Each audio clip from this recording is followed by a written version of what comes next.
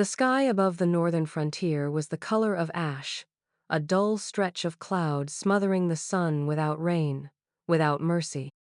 The wind that moved through the crooked fences of Hollow's Edge carried no song the dry, bitter scent of pine tar and burning leaves. And beneath it all, at the edge of the muddy town square, a woman stood like something forgotten. Elira didn't speak as her father tightened the laces of her cloak. He didn't look at her either. His jaw worked as if chewing invisible tobacco, eyes focused somewhere behind her, anywhere but her face. Her mother stood a few paces back, arms folded across her apron, thin lips pressed into a line that had once been a smile, years ago. Neither offered a goodbye, just silence. The merchant was already there, leaned against his splintered wagon. Sorting sacks and crates like this was just business, because to him, it was. He took one last bite from a bruised apple and tossed the core to the dirt. "She quiet?" he asked, voice rough as gravel and twice as dry. Her father nodded. "Won't cause trouble, knows her place." "Good. We don't need no high-strung ones out in the pines." The exchange was fast. A pouch of coin. Not much, less than a decent saddle. The merchant didn't haggle, he didn't need to. The shame was theirs, not his. And Elira? Elira didn't flinch. Not when her father handed over the worn slip of paper with the doctor's mark infertile, it read, as if that was all she was. Not when the rope was tied loosely around her wrists like she might forget to come willingly. Not even when her mother finally met her gaze, just once, and said without blinking, "Don't make this worse than it already is." Elira climbed onto the back of the wagon without help, the boards creaking under her weight. She sat between two crates of flour and a barrel that smelled faintly of lard. Her feet dangled. The merchant clicked his tongue to the horse. The wheels groaned forward. Hollow's Edge disappeared behind her. No one waved. The road north cut through thickets of naked trees and shadowed hollows. Crows watched from crooked limbs. Snow clung to the edges of the forest but hadn't fallen yet, like the world was holding its breath, waiting for something cruel. Elira watched the trees. She didn't cry. She hadn't, since the letter. The letter had come in spring, scrawled by a town doctor who could barely see straight and rarely washed his hands. It said her womb was unlikely, whatever that meant, and that no child would grow there. Her parents read it once, then again, then burned it in the hearth. "Useless," her mother said, "and we can't afford to feed useless." Elira hadn't said anything. What would words have changed? The merchant didn't speak during the ride. He didn't offer food. He barely looked at her. Just drove onward toward the cold edge of the world where men chopped down trees and drank hard and wanted someone in to warm their beds. She'd heard the stories, whispered behind market stalls, frontier brides. Bought for work, for comfort, for something to own. As night fell, the wind picked up. Elira pulled her cloak tighter. The rope still hung around her wrists. She could have tried to run. She could have screamed. But what was the point of escaping when there was nowhere left to run to? Her hope flickered low, guttered like a candle in a storm. And still, somewhere deep inside her chest, something small refused to die. The wind in Frost Hollow always sounded like it was carrying ghosts slow and constant, weaving through the trees like memory. Isaac Thorne stood outside his cabin, axe in hand, boots firm in the frozen mud. He had been splitting pine since dawn, shoulders aching beneath the weight of work that never seemed to end. The woods around him whispered, but he didn't hear much anymore. Not since Ruth died. Not since he buried love in a patch of earth that refused to grow anything but weeds. The children were inside. 4 of them. Samuel, the oldest at 12, had started wearing his father's old coat, though the sleeves swallowed his hands. Tom and Eli were close behind, always fighting over firewood or the last biscuit. And Millie, just 5, still whispered her mother's name in her sleep. Isaac wiped sweat from his brow with the back of his sleeve as a wagon creaked up the trail. He squinted into the pale light. The merchant came alone, reins in one hand, a smug twist on his chapped lips. The horse's breath plumed in the chill, the cart behind him bouncing over frozen ruts. "Morning, Thorne," the merchant called. Isaac grunted, not interested in pleasantries. "Got something for you," the man continued. "Like we agreed, young woman, quiet, strong enough for work, pretty too if that matters to you." Isaac dropped the axe. "I didn't agree to nothing." The merchant chuckled. "Well, maybe not in words, but your neighbor told me you were looking. 4 kids, no wife. Folks don't last alone out here. Figured I'd do you a kindness." "I don't need kindness," Isaac said flatly. "And I don't need a wife bought like grain." He started to turn away, but then he saw her sitting in the back of the wagon, hunched between crates. Her cloak was threadbare, her feet bare, wrists red where rope had rubbed raw. But it was her face that stopped him. Hollowed, bruised, but not broken. Her gaze met his, steady and silent, like she wasn't afraid of him, like she wasn't afraid of anything anymore. The merchant smirked. "She's yours for $10. Hell, I'll take 5 if you feed her." Isaac stepped forward, slowly, until he was close enough to see the dried blood along the girl's temple, the tightness in her jaw, the way her hands trembled but didn't hide. "What's your name?" he asked. She didn't answer, didn't even blink. "She don't talk much," the merchant said. "Probably for the best. Girls like that only complain." Isaac's jaw clenched. "Take your money trap and ride." "You don't want her?" "I didn't say that," he said, eyes never leaving the girl. "I said I won't buy her. I won't trade coin like she's meat." The merchant raised his eyebrows, then shrugged. "Suit yourself." He untied the rope lazily. "She's yours then, free. I ain't taking her back." The girl climbed down, slowly, stiffly. Her knees nearly buckled when her feet hit the earth, but she steadied herself. She looked at Isaac again, silent, unreadable. He turned and walked toward the cabin. "You hungry?" Still she didn't speak, just followed. Isaac didn't look back. He didn't have to. He could feel her behind him, worn, wary, and half a breath away from crumbling. But she followed anyway. That was enough. The cabin sat low against the trees, half buried in the weight of winter and memory. Moss crept along the corners of the roof like quiet grief, and the windows, though clean, looked out onto the woods with the distant stare of someone waiting for something that never came. Smoke drifted from the chimney, thin and gray, curling up into the overcast sky like an unfinished thought. Isaac pushed open the door without ceremony and stepped aside to let her in. Elira paused, just 1 foot inside the threshold, her fingers tightening around the edge of her tattered cloak. The air was warmer inside, thick with the scent of pine wood, old wool, and stew long since cooked dry. Her eyes adjusted slowly. 3 boys sat at the rough-hewn table, heads lifting one by one. The eldest, Samuel, had his father's dark brow, and the same way of looking at people, quiet, guarded, like he was measuring who might leave next. Tom, a year or 2 younger, tilted his head with curiosity more than concern, while Eli, all of 7 and bruised at the knees, stared with open suspicion, a crust of bread still clutched in one fist.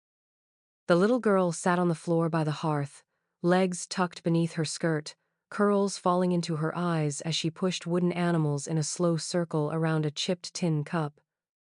She didn't look up right away. Isaac grunted. "This is Elira. She'll be staying." He didn't explain further. The children didn't speak. Neither did she. Isaac crossed the room, poured water from a dented pitcher into a clay cup, and handed it to her. Elira took it with both hands, murmuring a thankless nod. She drank slowly, the cold wetness shocking after too many hours without. Then she set the cup down and wrapped her arms around herself again. "She'll sleep by the fire," Isaac said, mostly to himself. He pulled an old wool blanket from a trunk and dropped it near the hearth. No one moved to help. No one offered a smile. The silence sat between them like smoke that wouldn't clear. Elira sat on the blanket without a word, her knees drawn close, her back to the wall. She didn't ask for food, though her stomach hollowed like a drum. She watched the children, and they watched her. The boys eventually returned to their quiet quarrels over a wooden checkerboard. The stew on the stove was left untouched. She didn't ask. Night settled with a hush. Isaac threw another log on the fire and stretched out on a pallet near the opposite wall. The room dimmed to nothing but crackling orange light and the soft rustle of breath and shifting wool. Alira didn't sleep, not for a long time. Sometime near midnight, soft footsteps padded across the floor. A small shadow hovered near her side. Millie. The little girl clutched something in her arm's fabric, and yarn knotted together. One button eye missing. A rag doll. She didn't speak, just knelt beside Alira and held it out with both hands. Alira blinked once, stunned still. Then slowly, gently, she reached for it. Their fingers brushed. Millie turned without a word and crawled back to her place by the wall. Elira looked down at the doll.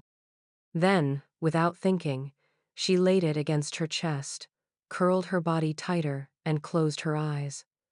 The fire popped softly beside her. And for the first time in a long time, the dark didn't feel so hollow. The days passed in that muted rhythm the forest seemed to teach, quiet, deliberate, without promise or apology. Mornings came with pale light filtering through frost-laced windows, and evenings folded into firelight, the hours stitched together by the clink of tin spoons and the creak of cabin wood settling into the cold. Elira kept to the edges of things. She moved with careful steps, her presence more suggestion than shadow. But her hands, though thin and calloused, found purpose. She began helping in the kitchen without being told. It started with sweeping crumbs into her palm, then dicing carrots, peeling potatoes, skimming ash from the lip of the soup pot. She never asked where things went. She simply watched and remembered. Her hands moved methodically, almost reverently, as if the simplest act, slicing a turnip, wiping the counter, was a prayer for steadiness. Isaac said nothing at first. He watched from the doorway as she bent over the wooden table, her braid slipping forward, eyes narrowed in concentration. He didn't praise, didn't correct. Just nodded when she glanced his way and left her to it. His silence wasn't the kind that shut doors. It was the kind that made space. On the third day, he built her a cot near the window, 4 pine legs, a straw-stuffed mattress, and a wool blanket folded with care. He didn't mention it. Just hammered the last nail in as she stirred the soup and said, "That spot gets morning light." That night, she laid on it without hesitation, the rag doll Millie had given her resting in the curve of her arm. She didn't sleep easily, but she no longer curled beside the hearth like something left behind. Later, after the house had hushed, she slipped into the kitchen for more firewood. The handle of the wood bin splintered under her hand, biting deep into the flesh of her palm. She gasped, soft and sharp, the sound more surprise than pain. Blood welled fast, seeping over her thumb. Isaac appeared like he had always been there. No questions, no alarm, just calm steps and a cloth pulled from the shelf. He took her hand, wordless, and wrapped it gently. His fingers were rough, nicked with old scars, but his touch was steady, measured. He dabbed the blood, found the splinter, and worked it free with the edge of a small knife. She didn't flinch. He didn't speak. Only after the bleeding slowed did he finally say, low and quiet, "You don't owe me anything." Her eyes met his, then startled, searching, uncertain. Not because of what he said, but because of how gently he said it. Like she was not something broken, not something repaid, just something present.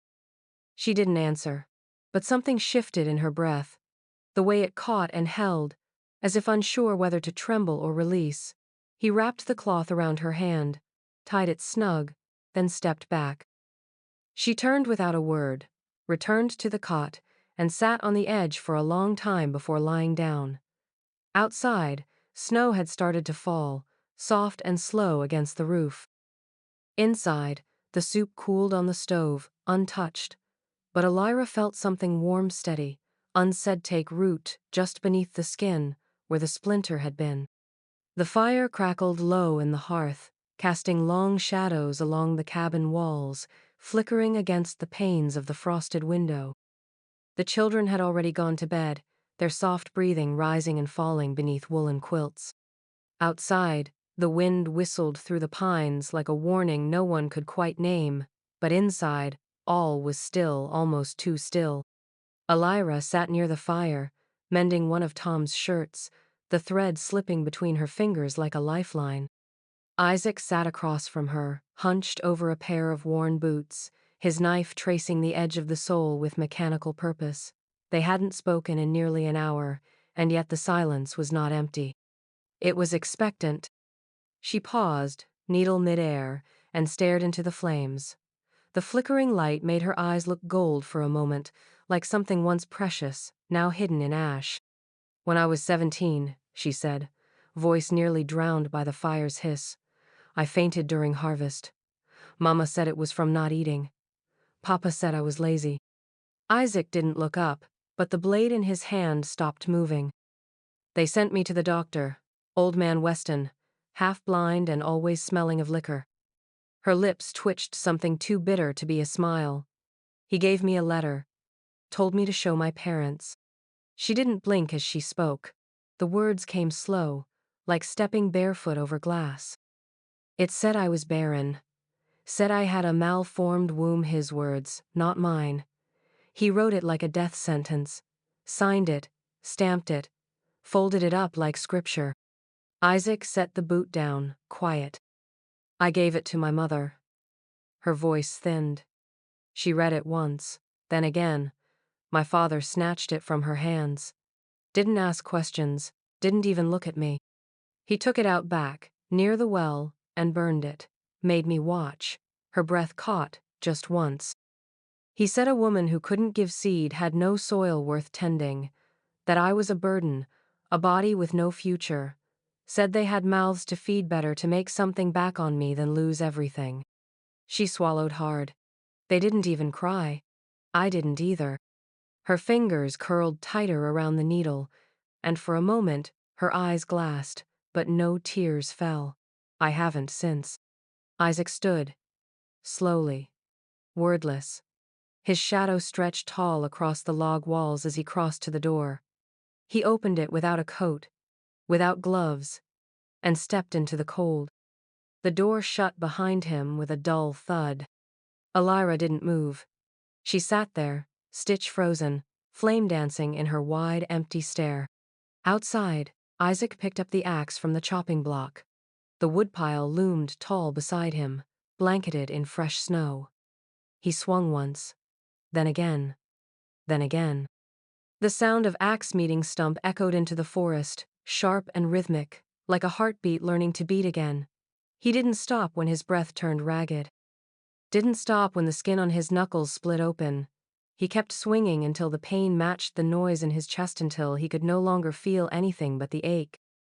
Inside, Elira stood and walked to the door. She didn't open it. She just rested her hand against the wood, forehead leaning forward, eyes closed. And outside, under the moonless sky, Isaac Thorne carved his grief into pine and frost. Because he could not go back in time and unburn the letter, but he could damn well make sure no one ever made her feel worthless again. The first snowfall came like a hush, not a storm, not a flurry, but a slow and steady blanket of silence that covered Frost Hollow in white.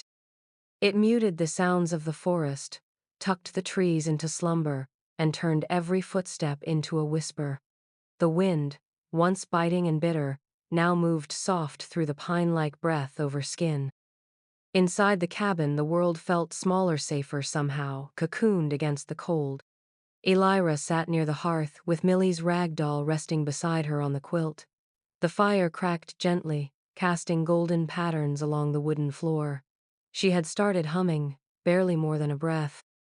A tune from somewhere long ago, something her grandmother used to hum when shelling peas on the porch or rocking a sick child through fever.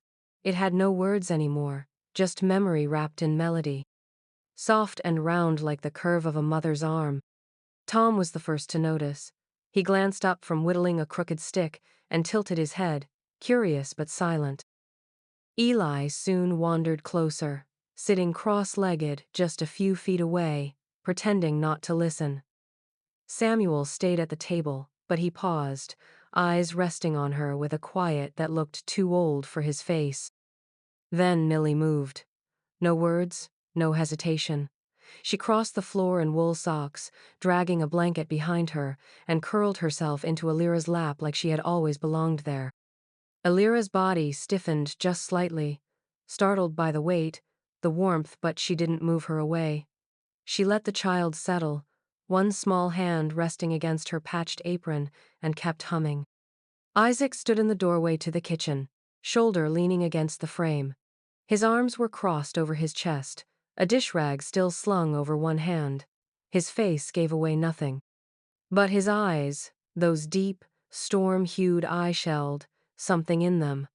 Something he hadn't let surface in years. He watched as Millie tucked her thumb beneath her chin and closed her eyes. He watched as the boys shifted closer inch by inch, like moths, circling a flame they didn't yet understand. Elira kept her gaze on the fire, but her humming deepened, smoothed out, filled the room like heat in the walls. That night, when the children had gone to bed, and the house had slipped into its usual quiet, Isaac stayed behind. He didn't chop wood. He didn't fix the boots or sharpen his blade. He just stood by the fire and cleared his throat. "You can stay," he said, his voice rough, not from anger but from all the things it had forgotten how to say gently. "If you want to. I'm not expecting anything from you. You don't have to be a wife, or a mother, or anything at all." He paused, watching her trace circles into the hem of her skirt. "You don't have to be anything but warm." Elira didn't answer right away, her lips pressed together, as if unsure whether they were allowed to respond. Then, slowly, she looked up at him and smiled.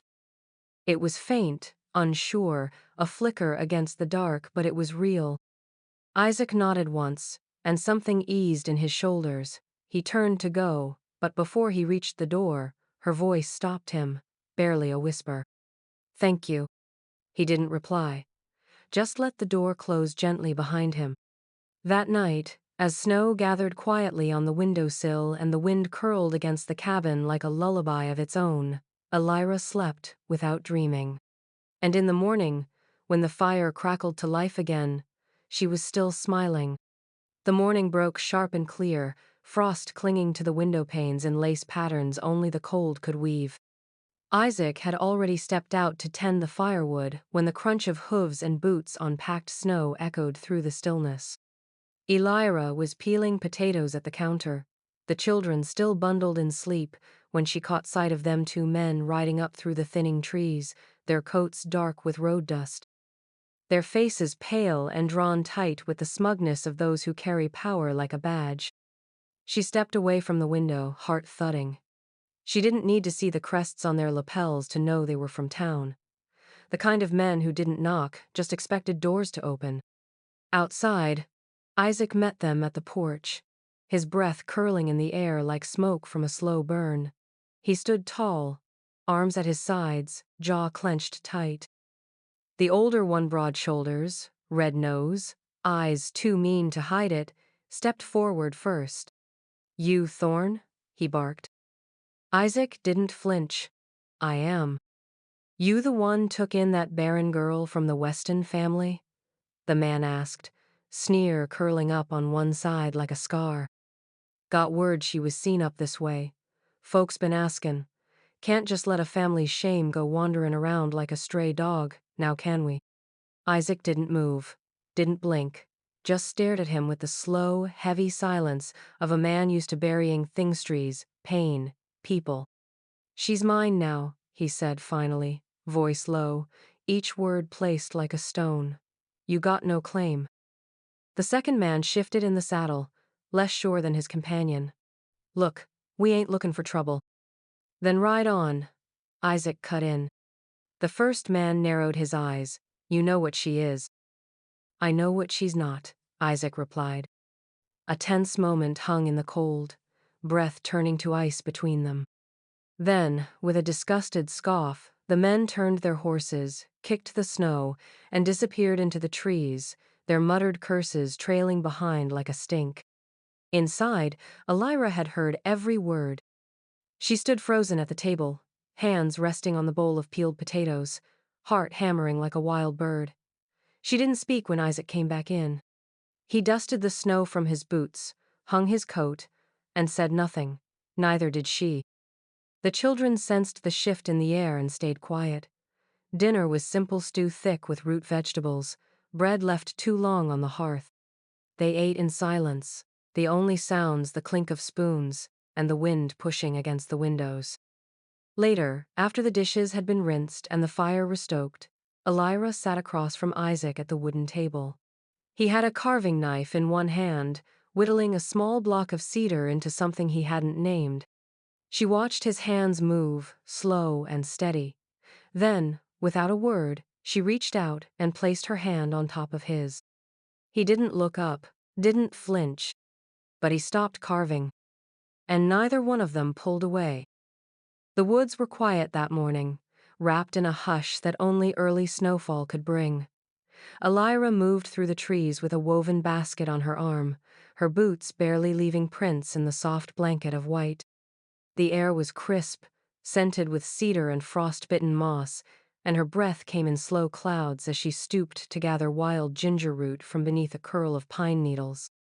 She'd grown used to the rhythm of these walks, the solitude, the quiet comfort of finding small, useful things in the earth.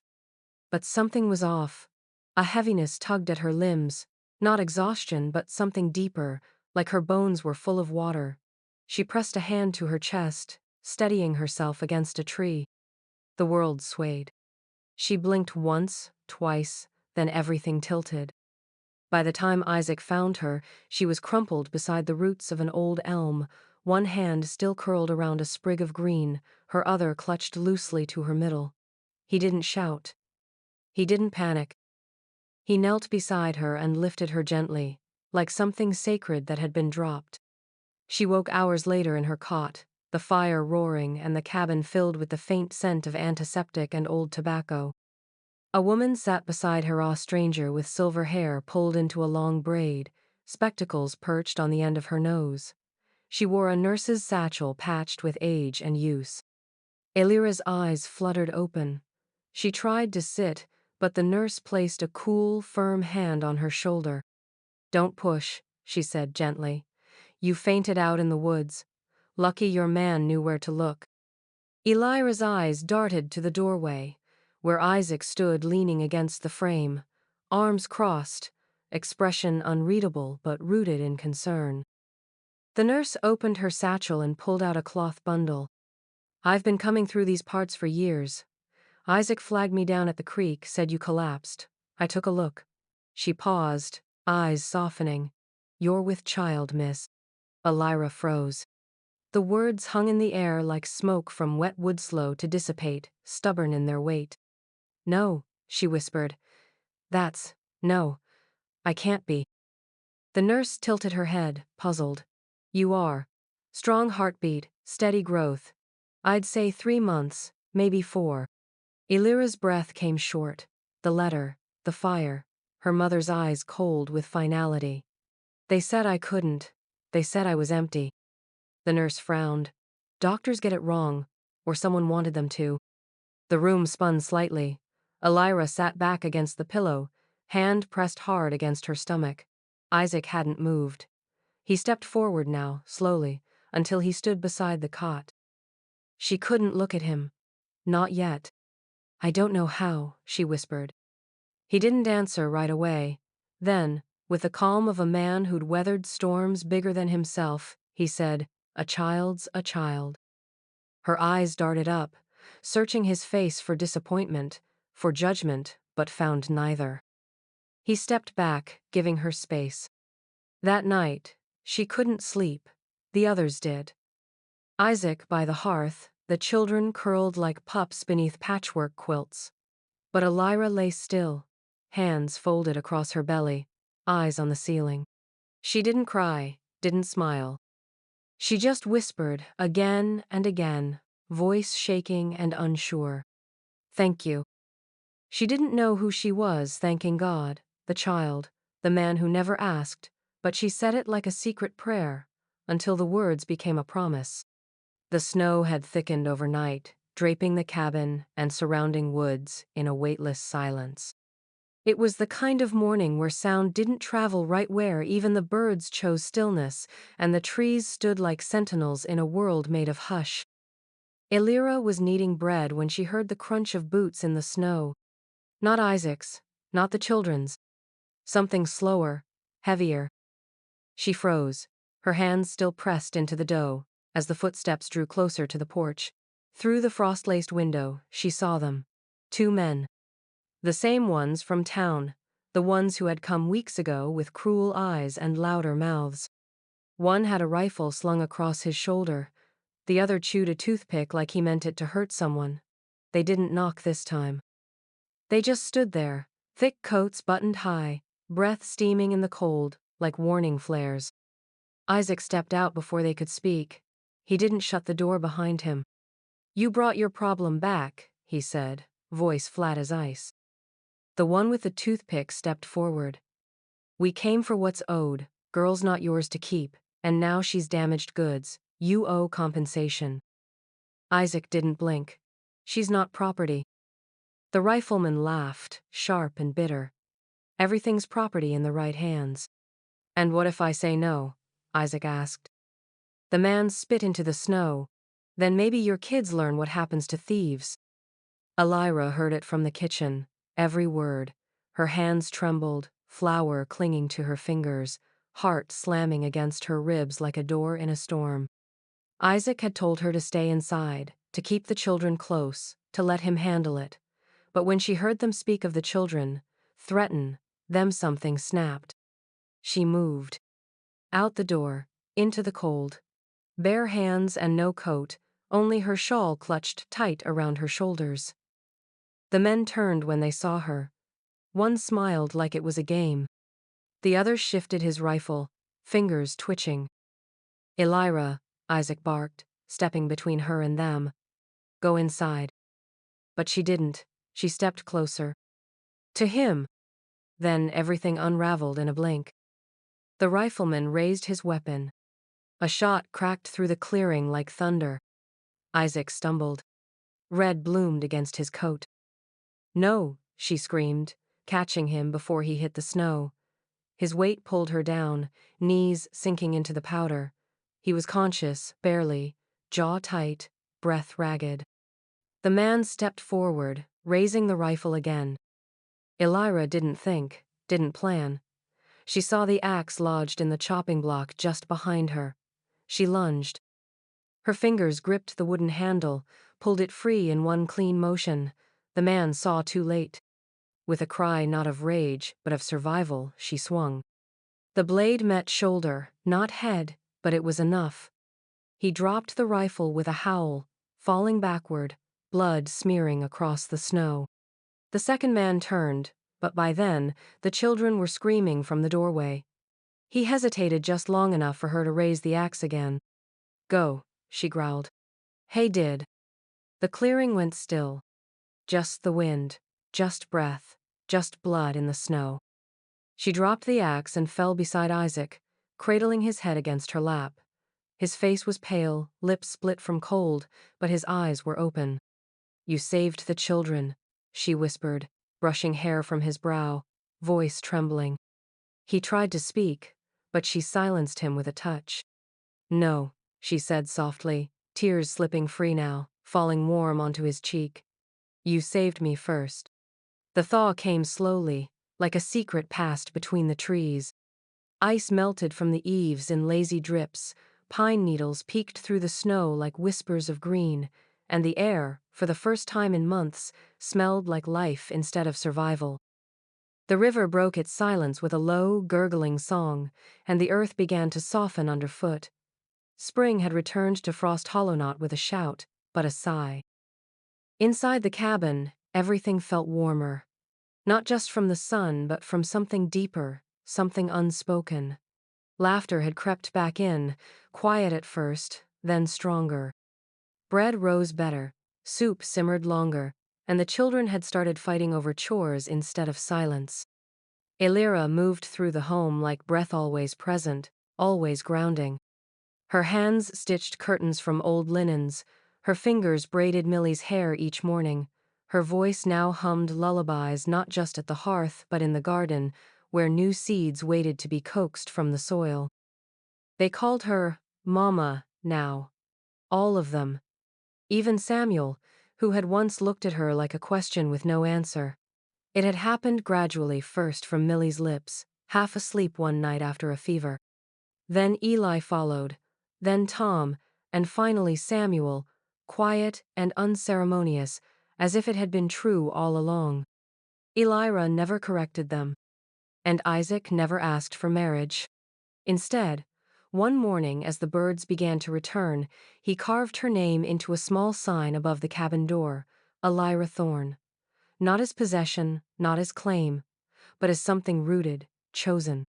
She stood with her hand on her belly, reading the name over and over as if it were a poem written just for her.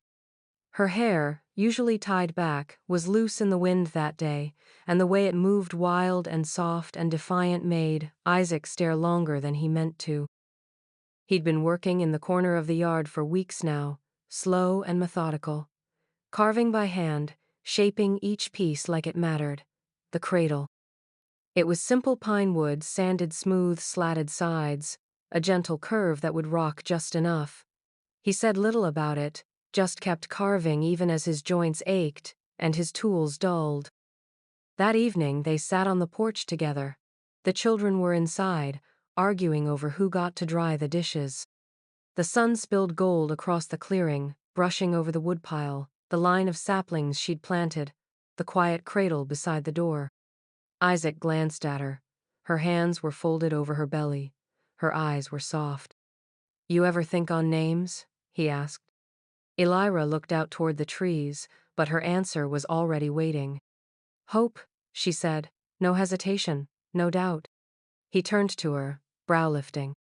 "Because that's what you gave me," she said, her voice like firelight, gentle, flickering, alive. Isaac didn't speak, just reached out and took her hand in his, calloused fingers folding over hers. And as the wind curled around them, carrying the scent of pine and something blooming, the porch fell quiet, not empty, but full of everything unsaid, of belonging, of beginnings, of hope.